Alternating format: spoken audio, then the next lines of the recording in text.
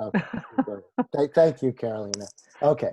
So, all right. So we're starting now. I'm speaking to Bob, um, and uh, and my feeling about dealing with conflict is that you need clear goals, clear common goals, and uh, I am a retired special education teacher. And so in a lot of times, and I dealt with a very violent and disturbed population, which meant that people, we were sometimes attacked on a daily basis or several times a day.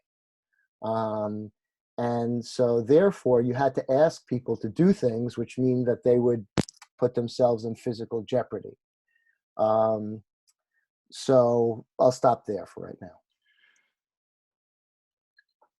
So in your decades as a special education teacher, Hmm.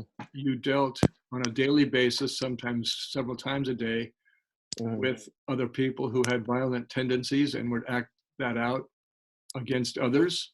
Hmm. And so you're putting conflict in a context from your personal experience. Right, and so and to basically look at me, people would say, "Sure, Bill, I'll go get hit and spit in my face just because you say so." But actually, it doesn't work that way. And so what I did is that the authority in the room was the children's and the students' best outcome. And so my authority came through validating what we were doing to the benefit of the student. In other words, I wasn't that number one. I wouldn't ask anyone to do something that I wouldn't do. So we felt, we were in the same boat together. And then the other thing is that I would, I would say, we would talk about what's in the best outcome for the student, their IEP, which is their educational plan, and we could come to agreement on that. And then that was the authority, and we worked together towards that goal. I'll stop there. So in the classroom, Mm-hmm. your awareness of authority was based not on one individual's presence or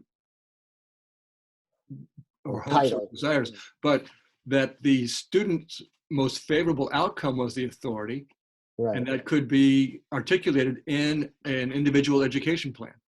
Right, or something. Yeah, and that was so my authority came as to how well I could explain or show how what I'm asking people to do, because I was the authority in the classroom. In a I was the teacher. I was the head teacher, um, and but it didn't come through me. But I convince them that this was in the child's best interest. And if that were the case, and which I was able to do, and I have to say that one of the greatest things I was proud of is that my assistant stayed with me in a very stressful situation for many years. I'll stop there. So in the classroom, Mm-hmm. although according to Ed Code, you were the authority, Mm-hmm. you were able to establish a relationship with your coworkers and the students that everyone would buy into the student's best interest as the true authority. Right. And that's what I think that needs to be done with XR. There's goal to stop our extinction and things like that. But what I haven't seen is to prioritize. I see a lot of people, blaming and shaming each other for various little, piddly things. And whereas, like I haven't, and even though I know that XR has addressed, for instance, oil and gas subsidies, that really seems to me that would be a major focus, and I haven't heard about it. Now it could be that I just haven't been exposed to it, but those sorts of things seem to be like a goal that people could then coalesce around. I'll stop there. So in the XR community, Mm-hmm. your hope is that we can establish goals, Mm-hmm. and when issues come up, they can be presented and shared in terms of goal orientation rather than piddly arguments about certain issues. Right. Yeah, and then prioritize that goals, get on the same page. Let's get to work. So prioritizing and getting to work and getting on the same page is your hope for XR. Yes, it is. Thanks, Bob. I feel fully heard. Okay. Sally, would you please listen to me?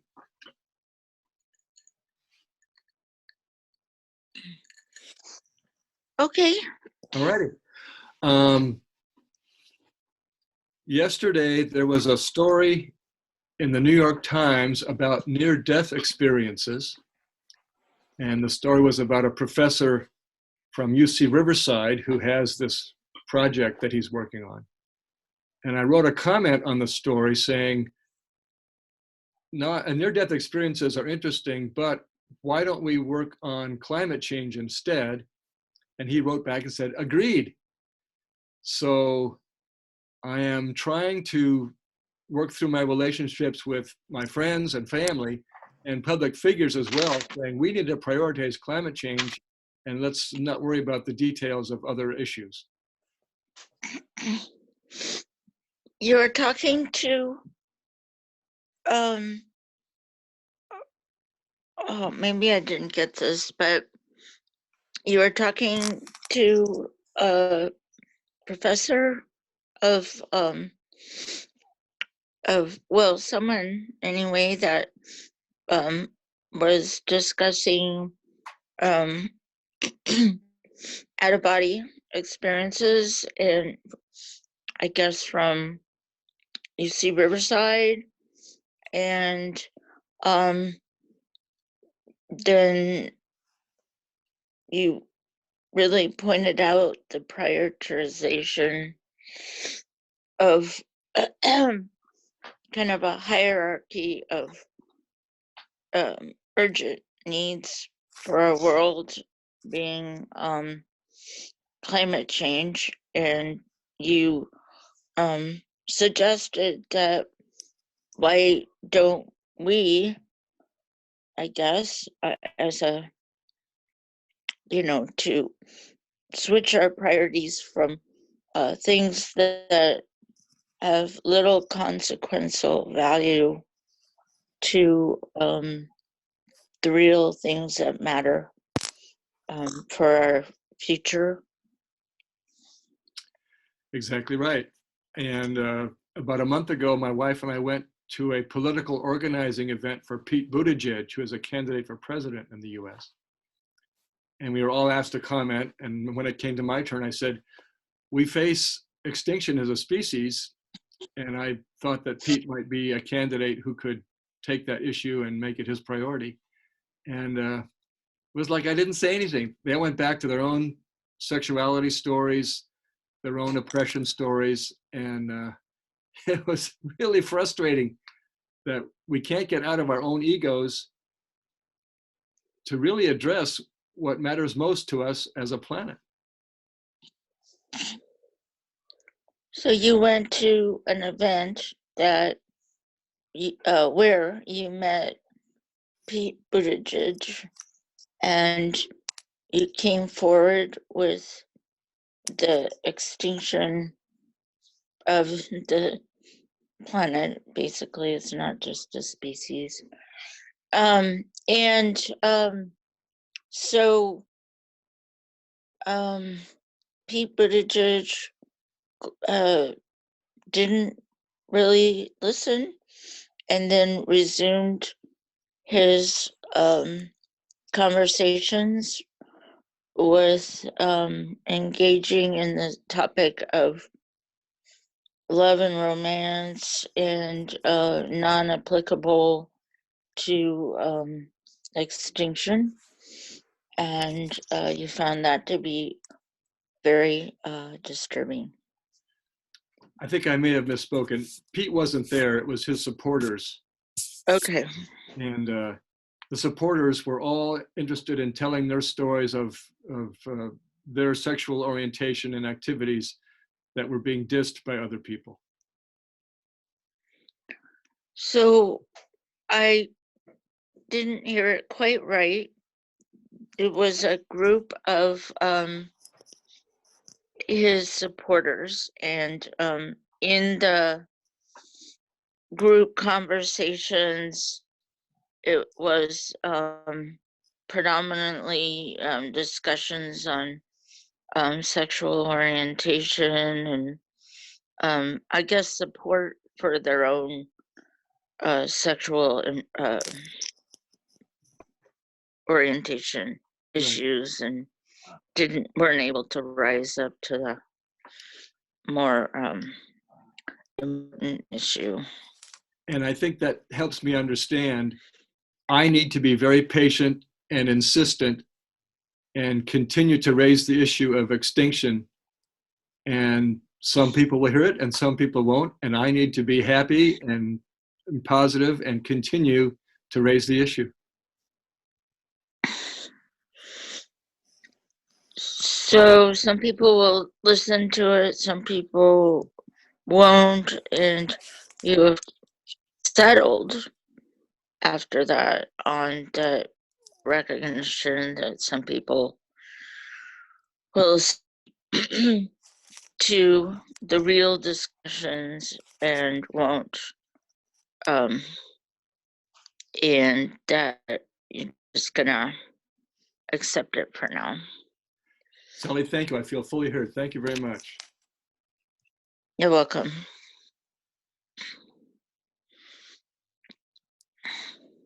Okay, Sally, who would you like to speak to? What was his name? The guy Bob? was this? Yeah, you were listening to Bob. Do you want to speak back to Bob? Okay, yeah, sorry. Okay, that's fine. I'm listening. I feel like there's a little bit more to do, and I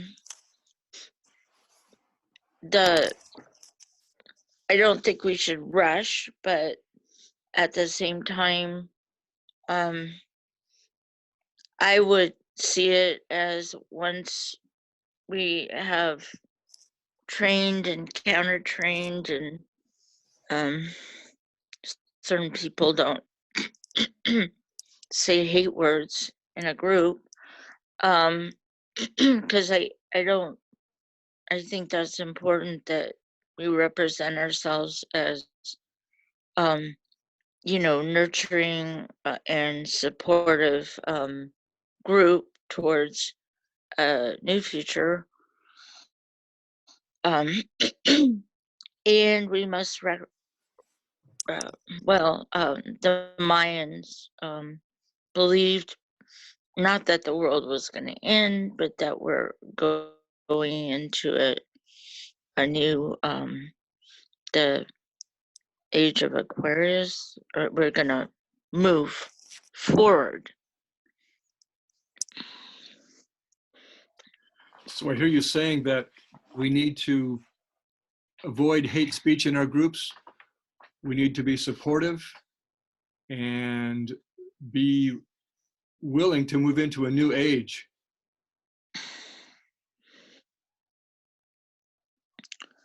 So it's a kind of a paradigm shift from doom and gloom to possibility.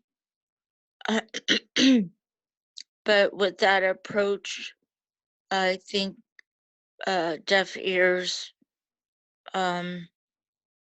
will be more interested and pay more attention. We're dealing with millennials that have a different way of thinking. We need to move forward with the skills that we learn. There's more skills that we can build on.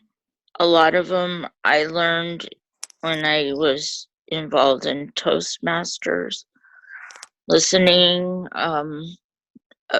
many, without well, there's a lot of skill building that I gathered from Toastmasters that could be incorporated. So you're But saying that we need to move from doom and gloom to possibility, that a new paradigm is unfolding, and that there are certain people, perhaps including millennials, who think differently than all other generations. And you're saying that the skills of listening that you've learned in Toastmasters and other places are important ones that we can use together in XR. I'd like to see us, be instead of fear-based, possibility-based, and I think we can find a way if we're not fighting. So you're encouraging us not to be fear-based, but to be possibility-based, and that we can move forward and avoid fighting. Yes. Yeah, and I think that we are 30 seconds from midnight. The scientists, the world scientists have determined that, we are now 30 seconds from midnight on the clock that was established back in the 50s in regards to nuclear holocaust, and that, if we focus on that, we will go there. So we have to rewrite that scenario, and it's going to be working with all countries. So you're saying that the doomsday clock developed in the 50s by nuclear scientists to warn us of the approach of nuclear holocaust. We're at 30 seconds to midnight, and we need to be attentive to that truth and rewire our priorities according to that. And time is up. Our vocabulary. And I feel complete. Okay, revising our vocabulary also, and you feel complete. Thank you. You're welcome, you're welcome. Carolina, would you please listen to me? Okay, I'm listening.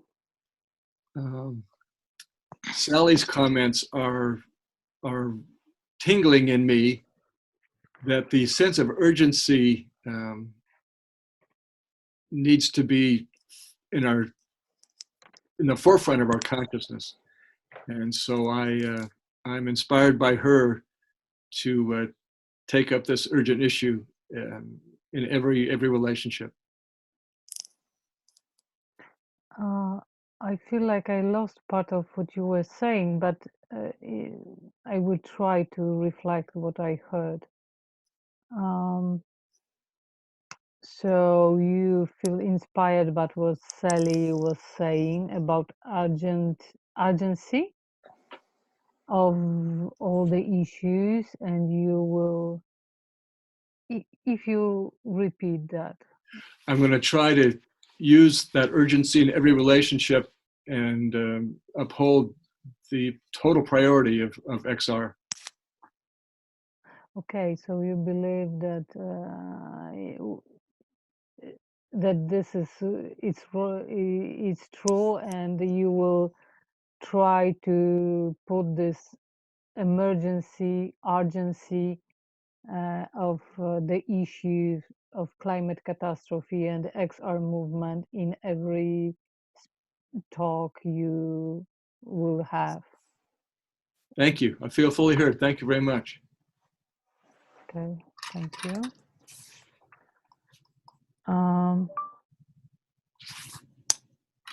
Finish early. Marta, would you listen to me? Yes. Thank you.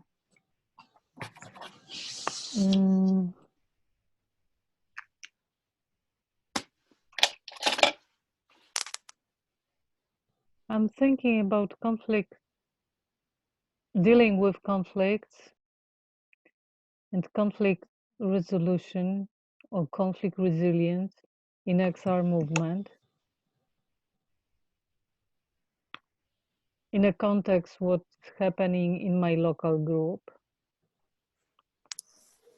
where there was conflict a few months ago, and this conflict was never dealt, never resolved. And I think everybody behaved like nothing happened, but I think it affects us very deeply. I stopped there. So you're thinking about conflict resilience and how in your local group, about 2 months ago, there was a big conflict and it never got fully addressed or resolved. Everyone's pretending that it doesn't matter anymore, but you think it still affects people. Mm-hmm. And it happens because when we start our relations, when we found some groups, local group, we are so happy that we believe that we will live happy ever after. And it's not true, because we are activists, we have emotional approach to everything we do. We believe in our actions, and having emotional attitude sooner or later create a conflict between us, not because we are bad people or we can't find agreement, just because normal life, normal activity, some tensions, daily problems everybody faces, sometimes bring to the movement, to the group meeting, whatever happens, conflicts are a normal thing, and we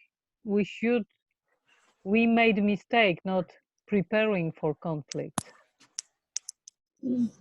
Yeah, so when you started the group, you were very optimistic about it.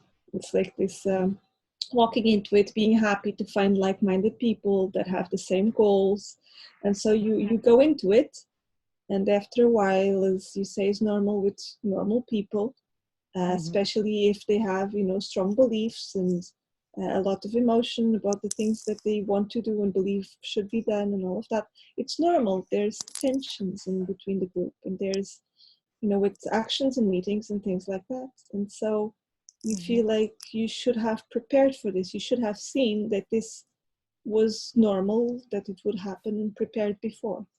Yeah, honeymoon always ends in some point, and it happened in my local group with very vicious conflict around LGBTQ issues. The conflict that, well, one guy said something very unfair to the LGBTQ person. Somebody start defending this person, LGBTQ person, and attack the guy who said the bad thing, and that's how it started. And it kind of involved a lot of people, because people start splitting into two groups. One group was defending the LGBTQ person. The other group maybe didn't support the guy who offender, but actually didn't accept attack on him. So it was kind of vicious conflict. Everything ended simply because one of the people moved into different city, and the other person stopped going to the meetings. So it's not the conflict resolving conflict, it's just letting it, I don't know, rig out under the carpet, kind of. Yeah. So part of the story of this conflict is that there was someone who attacked someone who was LGBTQ, and There was an attack there, and then there was a polarization between the person who defended this person and then the people who defended the person who was doing the attack, not necessarily defending what they had done, but it just, so there was in between as well. Mm-hmm. And so there is this polarization, and basically it split the group. Yeah, I And think it so. never really got healed. It just split into the carpet because both people left, one because they moved to another city, other because they left. But those people left, but the conflict remained with the rest of the group that stayed. Yes, that's what I believe. And last thing, it will come back to us, I think. You feel like the conflict that was unresolved will return. Yeah, thank you. I feel heard. Thank you. Bill, will you listen to me, please? Listening.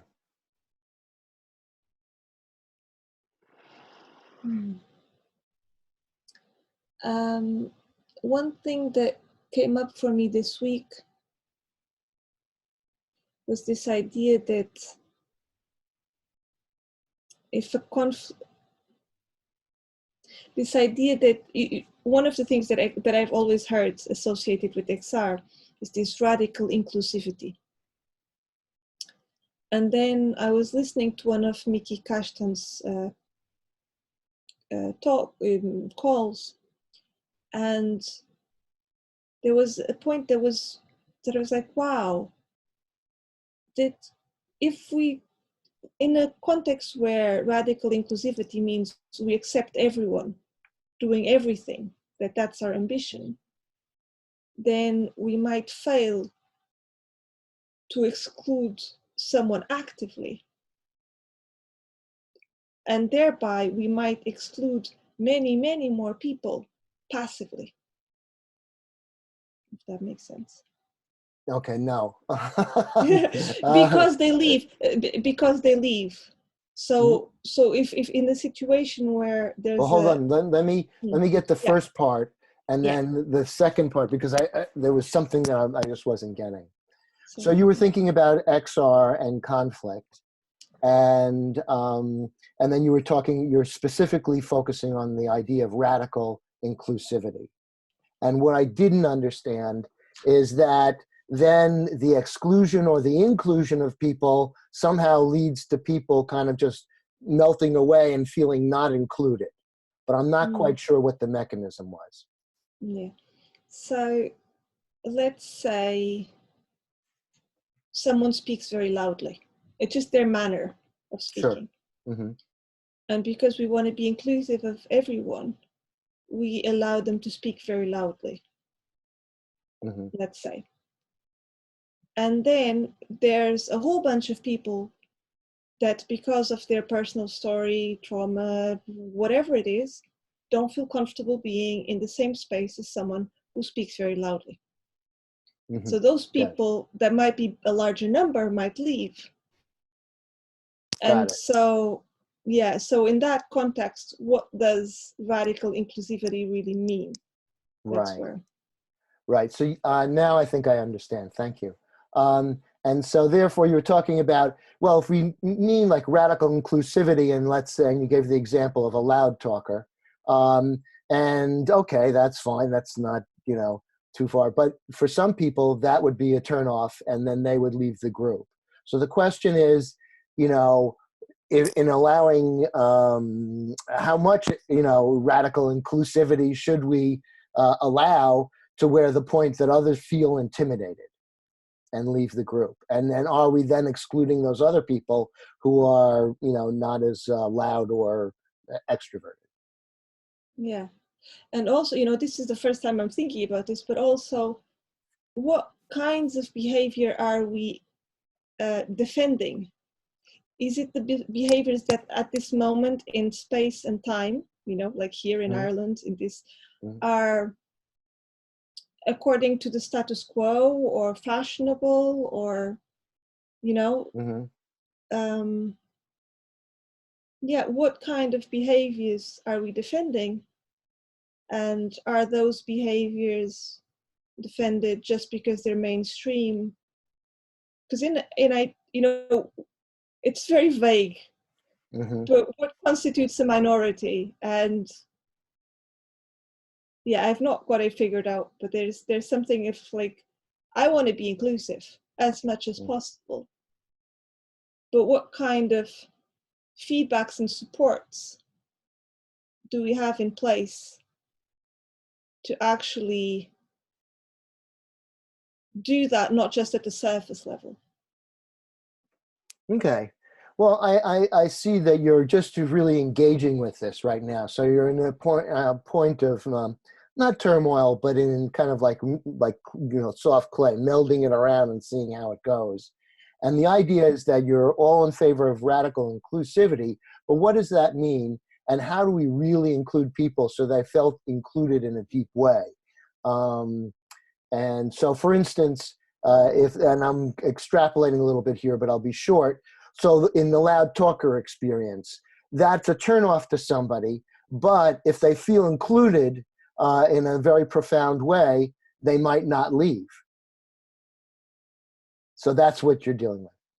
Exactly. Thank you. Okay. Thank you very much, Bill. Sure.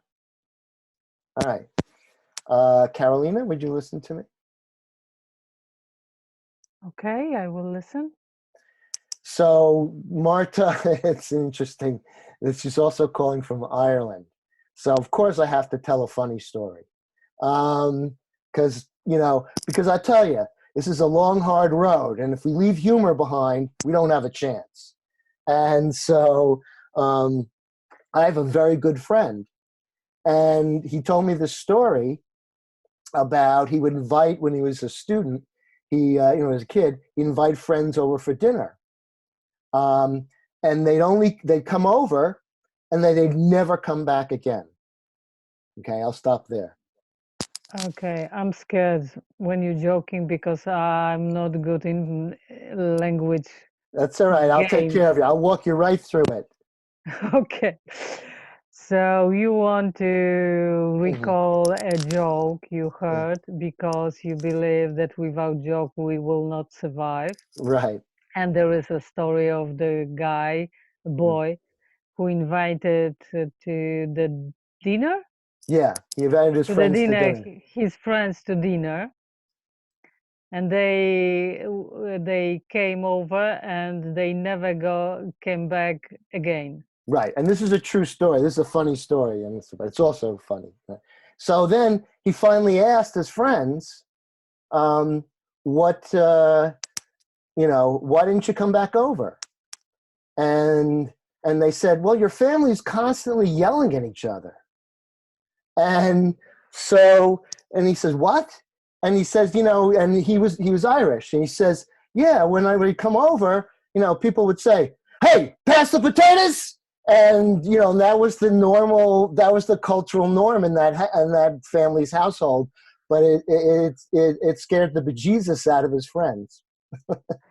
So the family of the boy asked his friends why they never came over, and they said that they were frightened by his family, who was yelling all the time on each other.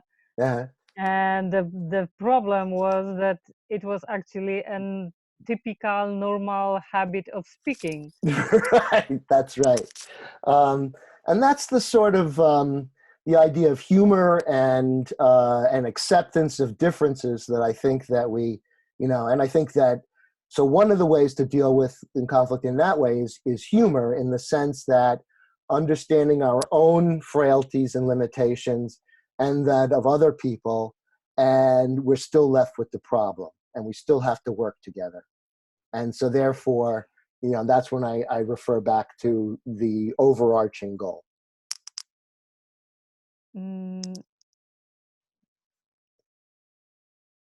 I think I'm lost. Sure. I think I'm lost. Okay. So one way to deal with things, like Marta talked about the loud talker, right? And that puts people off. There's a comedy show, Seinfeld, There was also a guy there's an episode about the close talker, somebody who like goes 2 inches from your face and talks to you. And that, of course, is a turnoff. But those are small things. The goal of saving the planet and the species is far more larger and important thing. And so we should put those differences and stuff like that, treat them with humor and warmth and acceptance, and still stay focused on the goal. And if that's the perspective, I find that people then overcome those differences rather than get stuck in them. Okay, so you think that there is a lot of things that might turn off or put off people, but the thing is, what is the most important? Kind of prioritizing what is the real issue, the real danger, the real problem, and we should try to deal with some differences between us, even feeling uncomfortable in the name of much more important things, like the situation with ecosystem and climate. Thank you, Caroline. I feel fully heard. Okay. I always scared when you're joking. My God. Well, that's right. I'm trying to desensitize you. I always feel stressed, at least at first moment.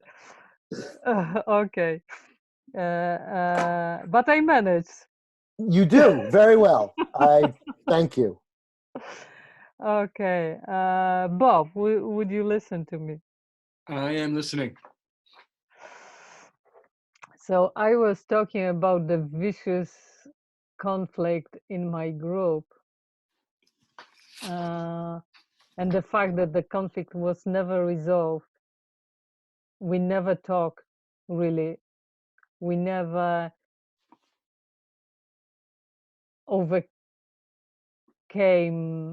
this high tension, and it was just, it's like the conflict put into the sleep, and it will wake up one day and will come back to us, to all of us. That's how I feel about this conflict. So thinking more about the conflict in your group, it was never dealt with, it was never raised, and it was never overcome. And you believe it is sleeping, and it will wake up and come back to trouble the group again. And the thing is that when the conflict happened, I thought, gosh, this conflict is horrible, but this is the chance for us to make us a real community. If we try to resolve it, if we try to talk it to each other, to understand each other, intentions, motivations behind every behavior, if we try understand each other, maybe we can reconnect in new level, kind of, and create a real community among us. But it didn't happen. So in analyzing this conflict, you believe that it still could be an opportunity to create a stronger community as people try to understand each other's intentions and motivations, that these issues and these discussions can be very helpful in strengthening the group. Yes, yes, because I think those people who were quarreling, yelling on each other, didn't hear each other. And I think they didn't hear even themselves somehow. It was that emotionally high and dense that they didn't hear even themselves in some point. So in this conflict, the emotional level was so high people weren't listening to each other. They couldn't even hear themselves and what was coming out of their mouths. Mhm. And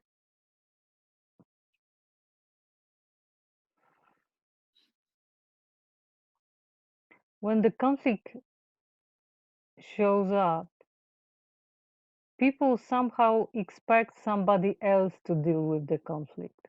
There is this tendency to seek for any mediator or somebody outside the group who will deal with the conflict, like somebody else can resolve the conflict. It's not true. We need to resolve our conflicts by ourselves. Nobody will do that for us. But there is, and I observe this tendency everywhere. Let's find somebody neutral, somebody outside the conflict who will deal with this conflict somehow. So in this conflict situation, there seems to be an unspoken awareness that we'll have someone else deal with it. We don't have to deal with it ourselves. We'll let an outsider come and help us with it. And that's not going to happen. Well, it's kind of belief that we have to find somebody neutral who is not involved in a conflict.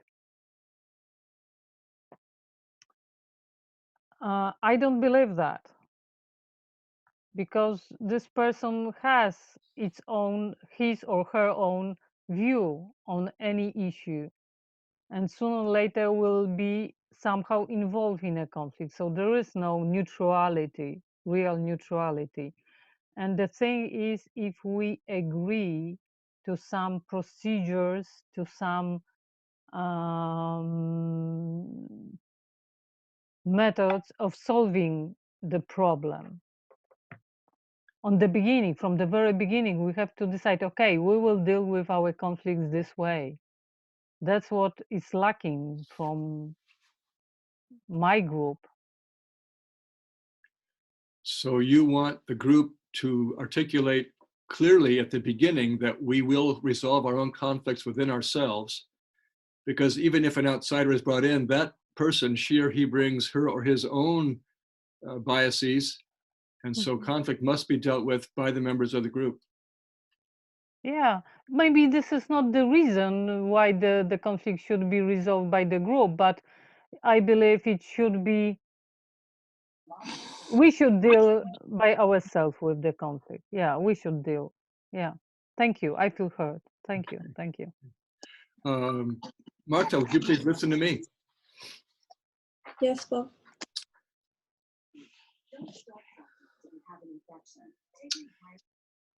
In the United States right now, we're going through primary elections in various states. And Bernie has candidates, and Pete has candidates, and Amy has candidates, and Joe has candidates, and Elizabeth has candidates. And it's now February 14th. The election's November 3rd. That's almost 9 months of electioneering. And I want to be a participant in this process, speaking about the eco calamity that awaits us. And I'm aware that there will be other ego issues involved, but I want to be a faithful, patient, clear-headed, optimistic, possibility thinking, as Sally says, participant in these discussions. So I counted 5 different groups that are each have their candidates, and they're preparing for the election. And we're now in February, and this is going to be in November. So there's 9 months for this. And what you're thinking is that in the time between now and then, you want to keep true to your voice for the climate and what's happening, and you want to stay faithful to that and speak truth when you can. And I've been invited to an event on February 29th, and I want to prepare well to speak to this issue at that meeting. Yeah, so at the end of the month, you'll have an opportunity to speak to that issue, and you want to prepare well for it. Yes, thank you. I feel fully heard. Thank you, Bob. Sally, will you listen to me, please?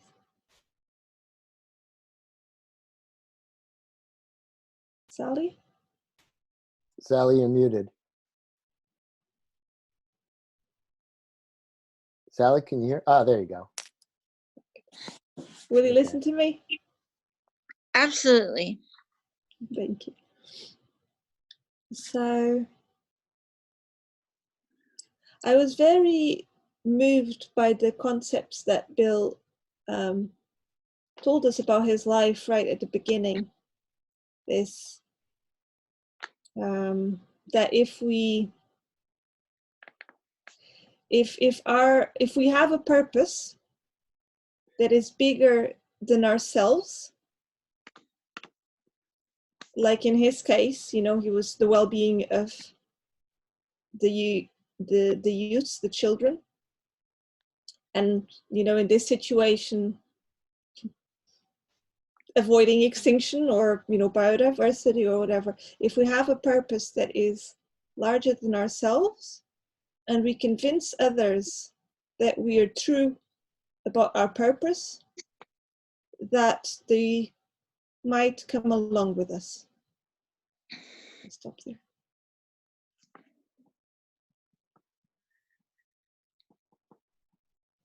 Do you want to reflect that bit?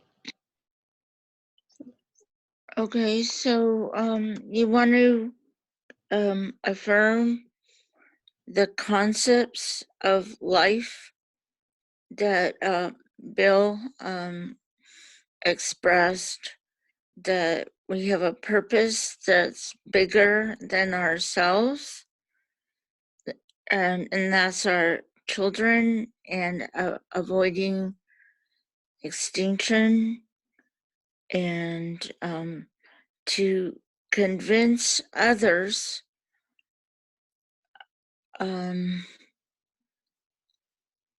to believe what we believe and come along with us. Exactly. And so this week I was thinking about this, that when we're much more convincing when we feel very deeply about something, when we really care, and when our care is visible. When we embody, when it's physically in us, when we embody this care that we feel.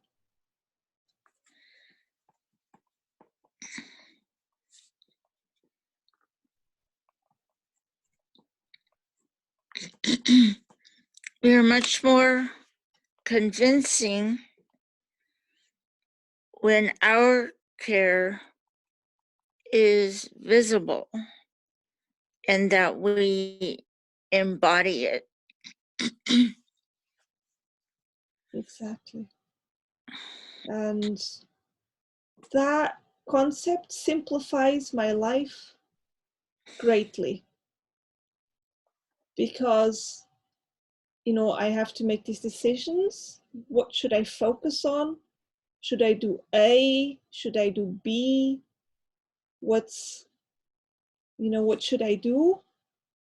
And this is a very simple task in a way. If all I need to do is embody my care for the world, that is something I know how to do.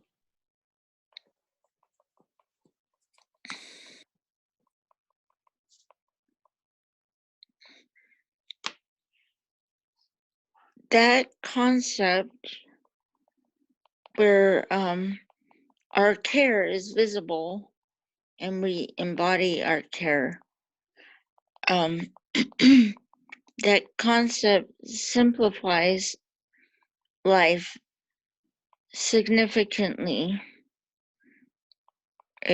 It's not our A or B.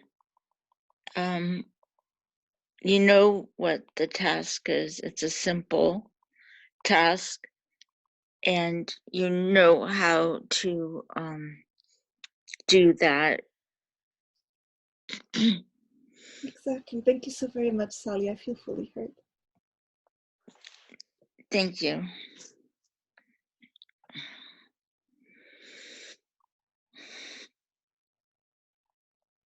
It's your turn Okay. of speaking. Yeah, just pick someone. Okay.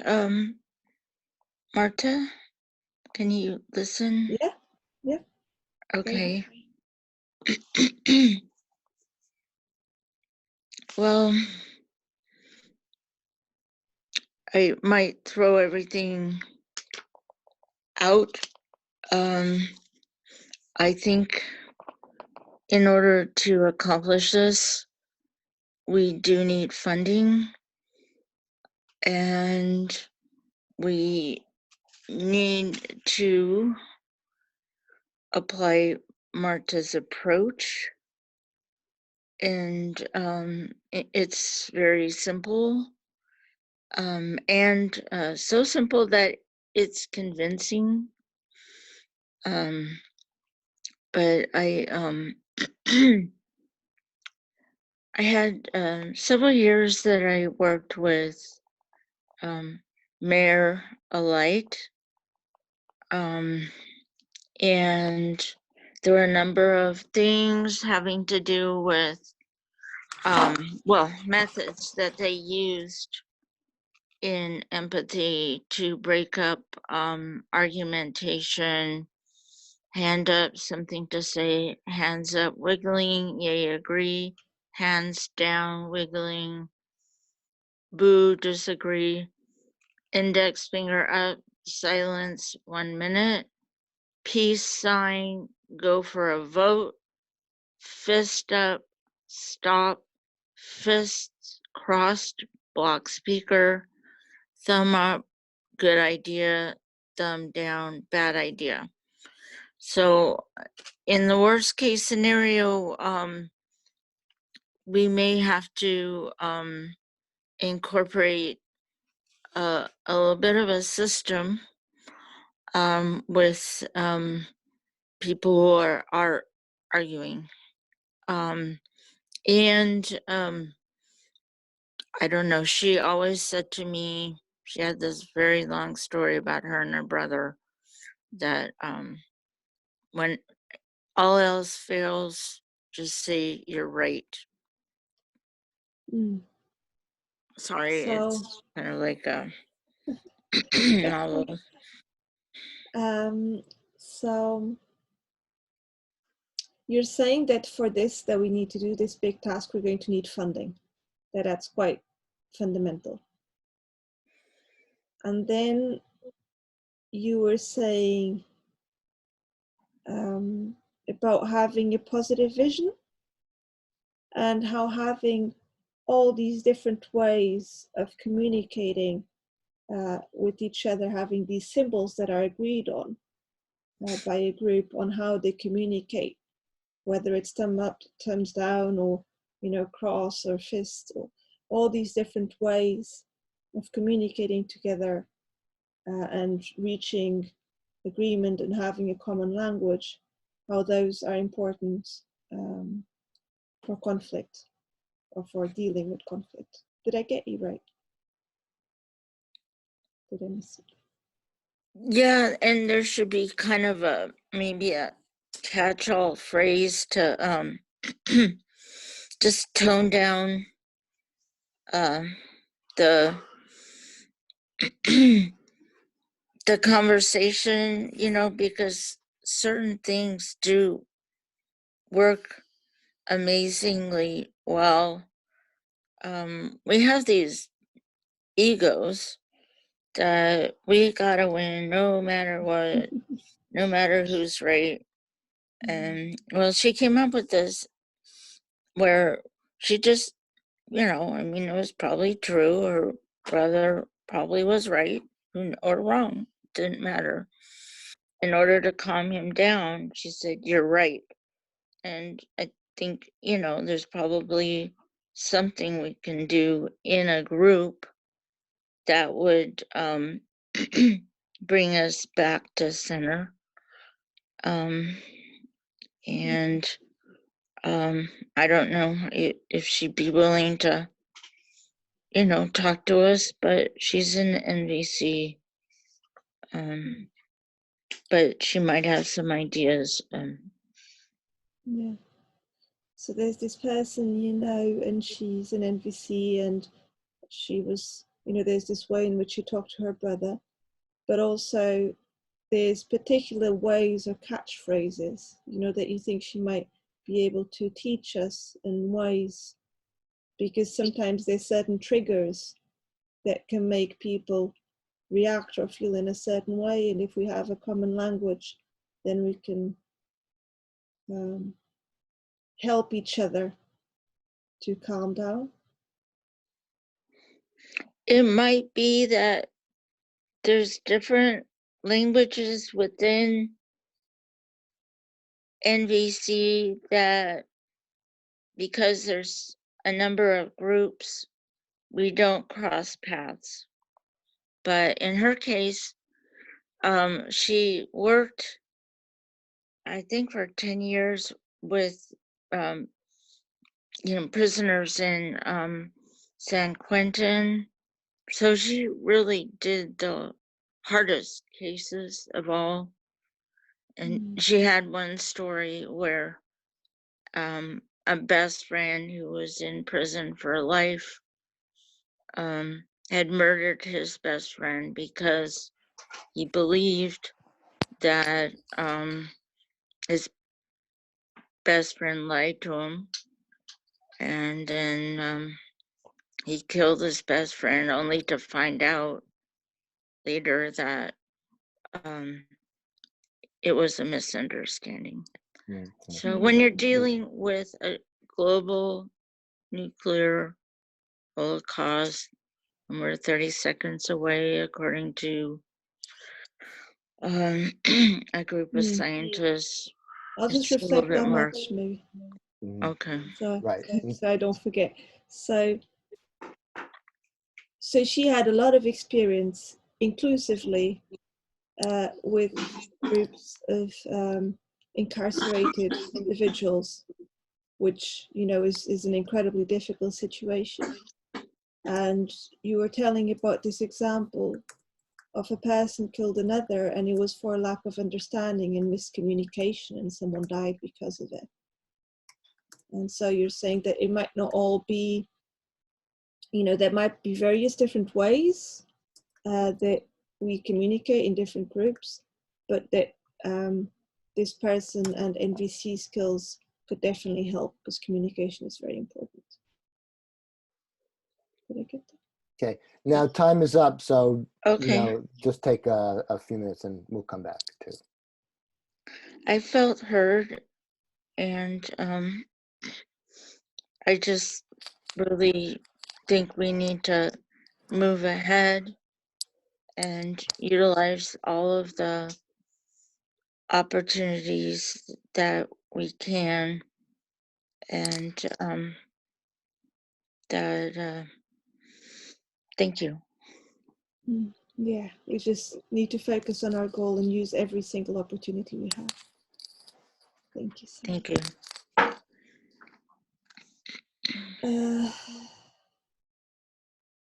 Bob? I'm listening.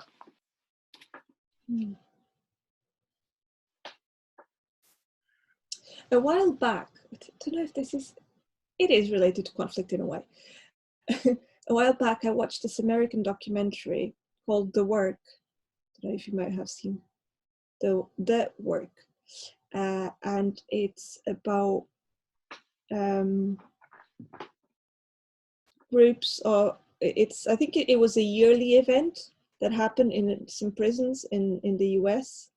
Now, my geography is not great, so I wouldn't remember where. But it was a process work where men that were not incarcerated, so men that were in the community, would once a year go and join for 4 days or a week the men in the prisons for working together with facilitators. And so they'd not stay at night, so they'd go in during the day and they'd leave in the evening.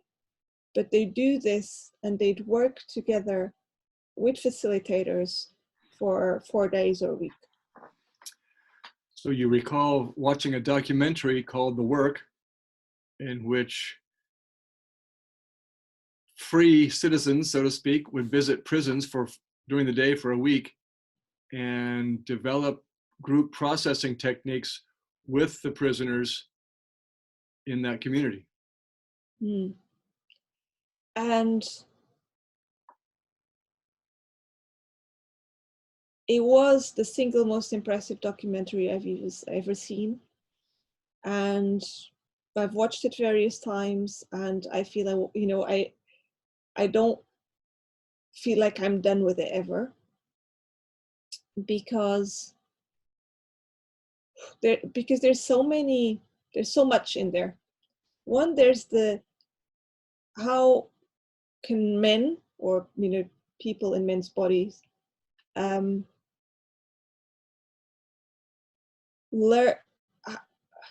There's so much trauma, there's so much generational trauma, and there's so many stereotypes of what is okay and it isn't okay as behavior, and role models they haven't had there's a generational individual trauma that men carry with them, and seeing it in process work in a documentary is beyond fascinating for me.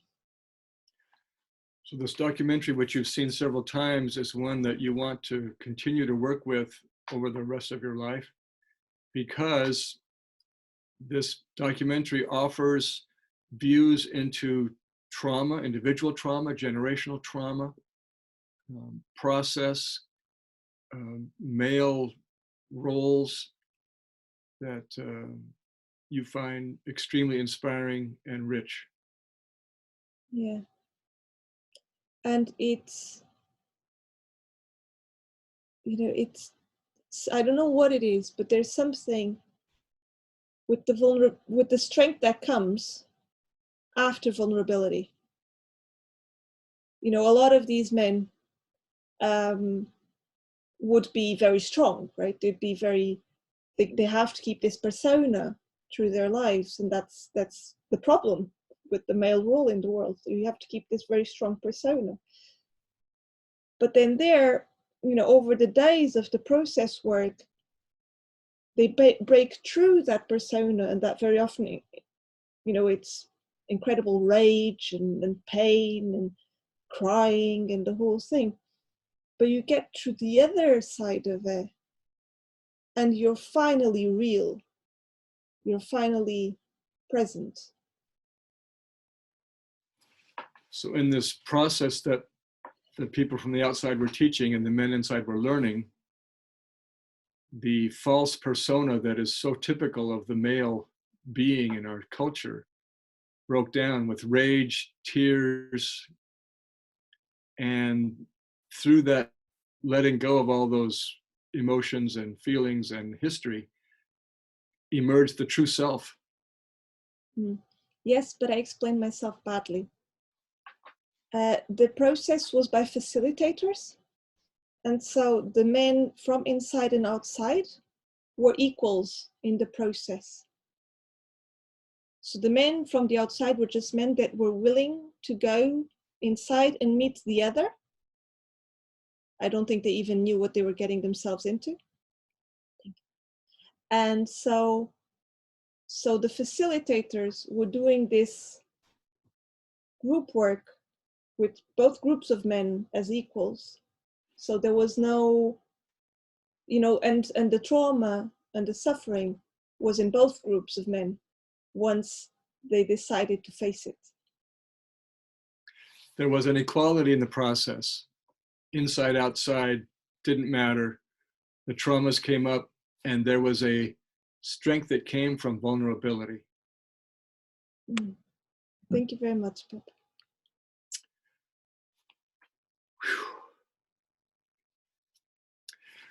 Bill, would you please listen to me?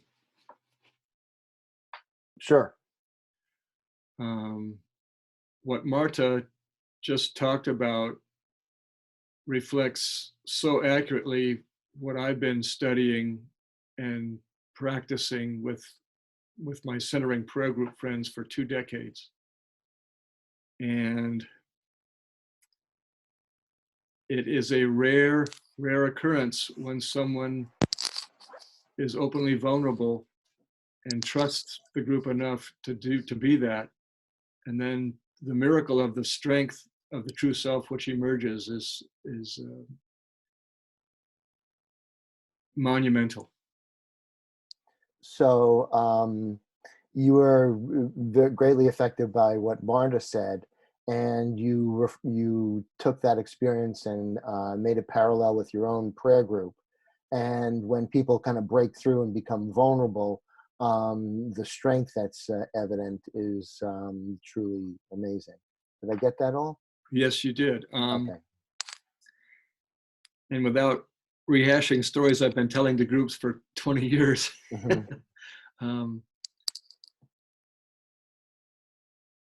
a friend of mine has this phrase, well-being comes from pain and honesty. Okay. So you have a friend who says well-being comes from pain and honesty. And this man is named Benedict, and he's 98 years old. He'll be 99 in April.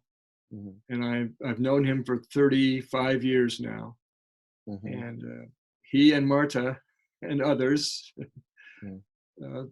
know this truth. They live this truth. They offer it to others. They're kind, they're caring, and I'm just elated to be part of this quintet and to have this truth in our midst. Okay. So you're talking about a good friend and mentor and a wise person, Benedict, who's almost 100 years old. Sorry. And the centenarian, whatever. And then, but you're also seeing that same sort of wisdom in Marta.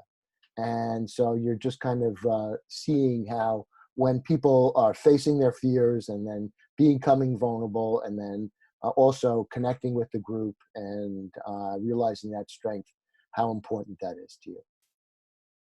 And just to repeat, this group of 5 is what a blessing today. Thank you. Okay, and you're really you're grateful for the 5 of us who are here. I feel fully heard. Thanks, Bill. Okay, great. Thanks. Okay. All right, I'll talk to Marta. Yeah. Okay. So, yeah, I just want to, I think, Marta, what you touched on was something that I've also experienced. So, kind of tell this story. Again, the students I dealt with were really violent. And a lot of times you would hear on the news, he's homicidal, suicidal. And if you're just, flippant, you say, well, all right, I mean, how can you be both? And so this is a story about where I learned a very valuable life lesson. I'll stop there. So yeah, in reference to something that I'd said, you'll tell this story and it's, you're reiterating that actually the youths that you were working with were quite violent. Right. And that there was this thing about them being homicidal, suicidal, and some people saying, well, how is that possible? Right. To understand. And this is the day where I sort of understood that, how that worked. This student was fairly larger than I am. And he went and he was very upset because his parents, who were on methadone, which is a substitute for heroin, had gone off the methadone, and actually he'd improved a great deal. But then his father hurt his back and he was back on the methadone, which then withdrew their attention from him, and he was very angry. I'll stop there. So this kid, there's the story of this day where he was very, very angry Mhm. And what had caused it is that both of his parents were drug addicts Mhm. on heroin, and they were on methadone because they're trying to get off it. Mhm. And then they stopped methadone, and his father had back pain, Mhm. and so was not behaving normally, and so the kid was very upset. Right. He wasn't getting the attention. Many Yeah. people, families of alcoholics, they're absent. Yeah. And for a child, that this is very important. So one day he acted out and he laid down in the street. And so we had to go physically pick him up and restrain him because he was actually trying to hurt himself. And in those restraints, it's no longer you. And so he was just angry, and he turned all of his anger to us, and we had to kind of absorb it. And it was like, 20 minutes, you're starting to sweat, and everything that he can do, he would dig his nails into your hands and stuff like that. And I guess there's a myth, and I was thinking of Sisyphus, not Sisyphus, because he had to roll the ball up the hill. But there's another one where this guy goes in, he has to grab this god, and the god can change form, and he has to just hold on to the god, and then it turns into a tiger, and it threatens him, and he knocks him over. You got to hold on, and then finally the god reveals his true self, and then you can talk to him. I'll stop there. So it was actually that what was upsetting him so much was that he wasn't getting the attention from his parents because they were off the methadone, and that's quite common even in children of alcoholics. And so on this day, what he did was he went on the street and lie down on the street. And so you actually had to go there and physically remove him from the street. But because he was upset, he resisted that. And so he resisted that with all the ways he could. So whether that was nails or whichever way, he just wanted to be free. Right. And he was threatening. I'm sorry. Go ahead. Okay. So he's threatening to kill us. So that's the homicidal. And I'm going to kill you. I'm going to kill you. And there it is. And then we just, like the myth, we just held and we held and we held. And then finally, underneath the anger, you saw the pain and you saw the sadness. And then he broke down. And that changed to, I'm going to kill myself. And when that changed, I knew the energy had changed. And so therefore, rather than being the opposition, I was able to say, and I would be sad if you did. I would miss you. You matter to me. And that was and then we could then resolve it. I'll stop there. Thank you. And so he resisted and resisted and resisted violently until it shifted. And you held on to him like in the myth for however long it took. And then when it did shift, he released, and it went from I want to kill you to actually I want to kill myself. And that's what was lying behind. And actually then you were also able to share your love and to be the caring, nurturing presence in that moment. Right on. That was needed. Yep. And that was a life lesson that I really treasure. Thank you. I feel fully heard. Yeah, big life lessons. Very treasure. Carolina, will you listen to me?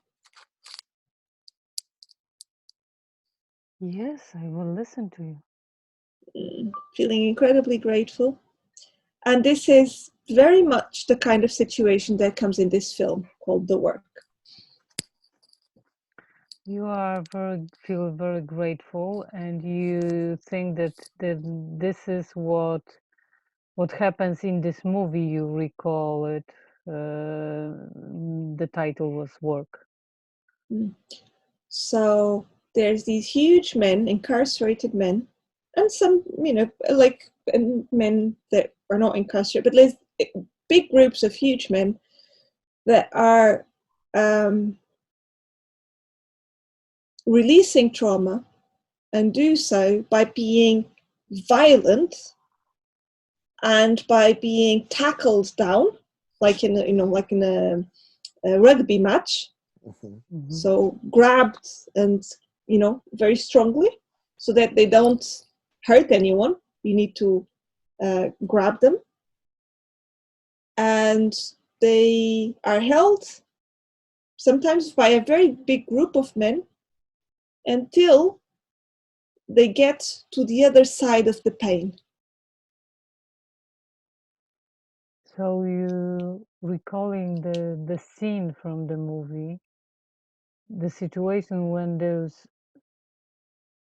big men go through their pain and they are grabbed and tackled by other men until they go to the end of the pain they experience.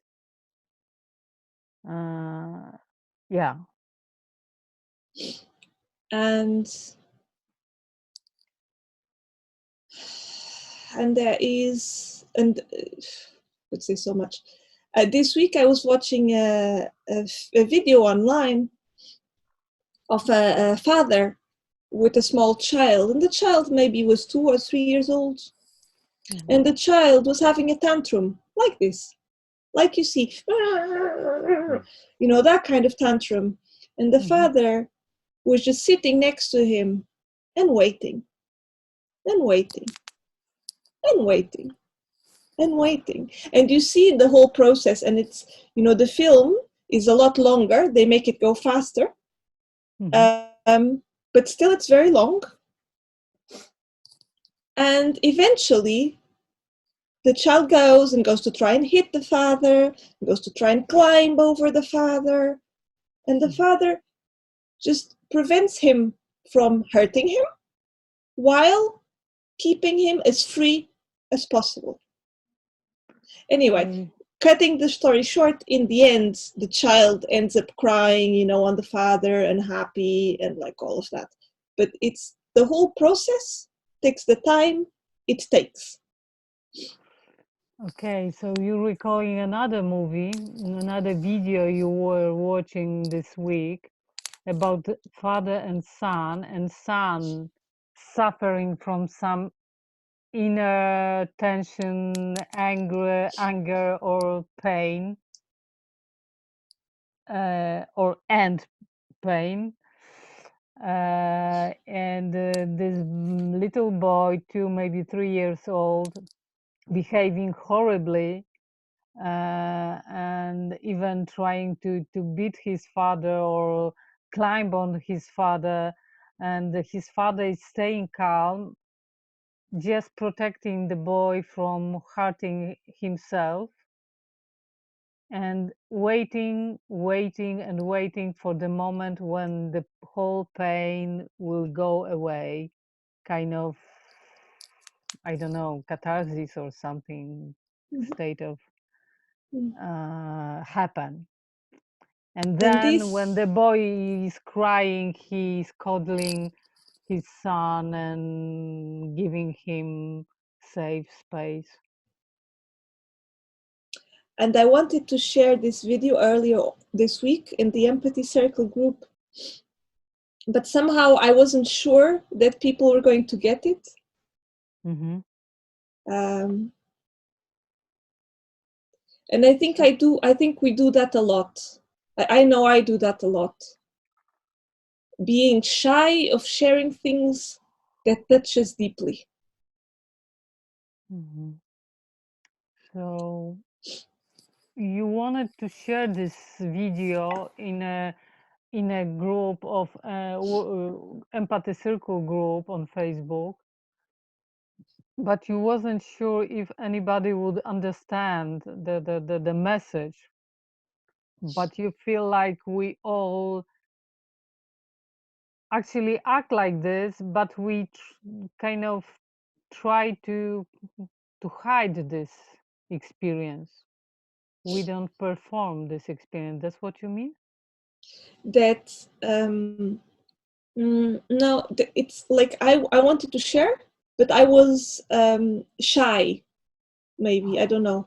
And I think because it's emotion, if it's showing emotion. And I think it's not just me. I think a lot of us are shy of showing too much emotion.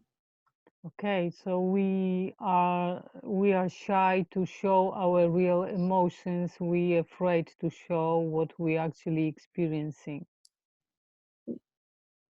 Thank you, Carolina. Thank you. Okay, maybe I will choose Bill. Okay, Bill? listening. Mm-hmm. Okay.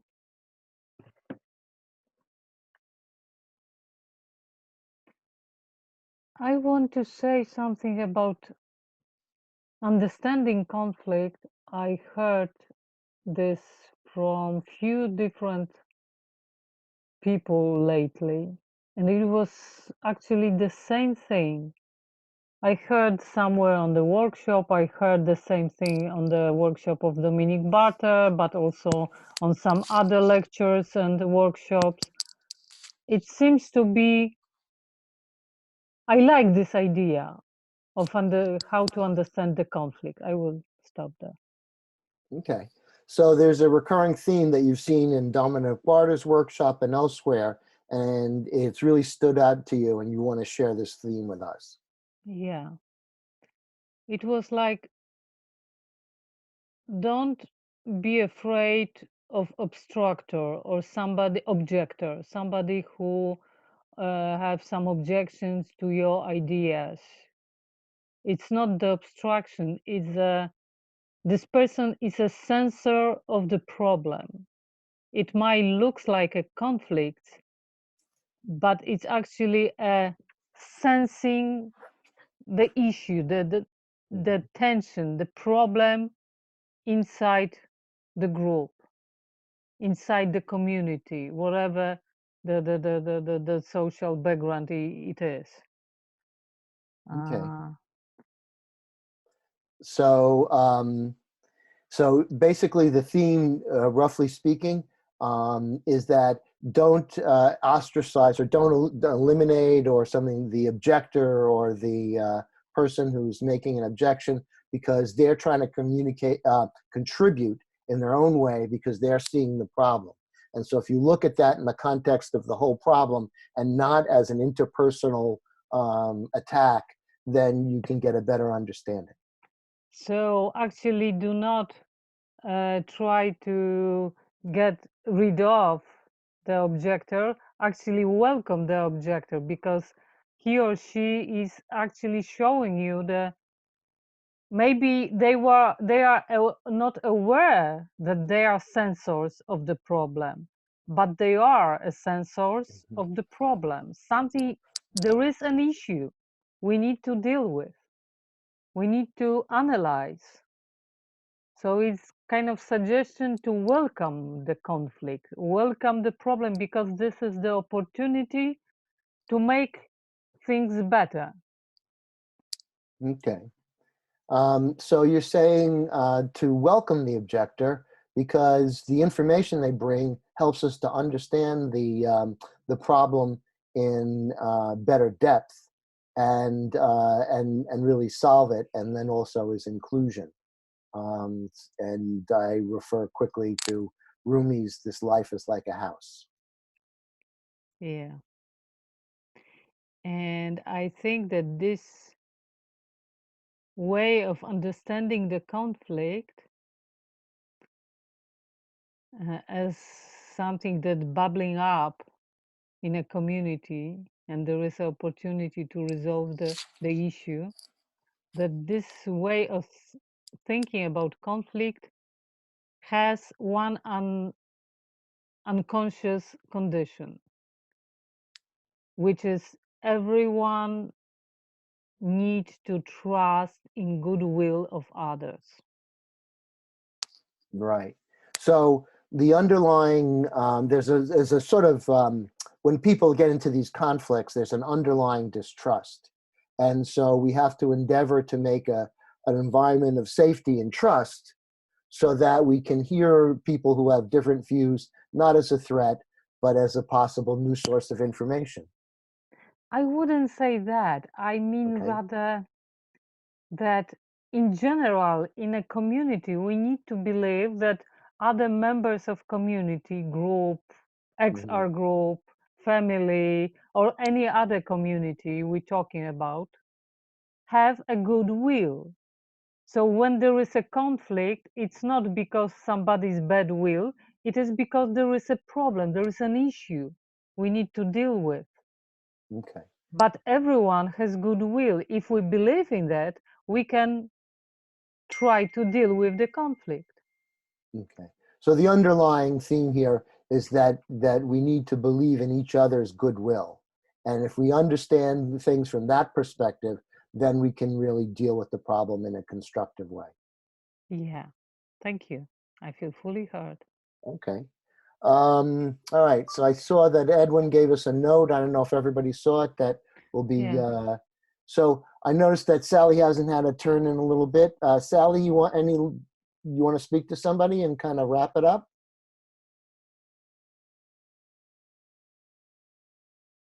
Sally? All right. We got dead air. All right. Oh, there you are. Carolina. Carolina?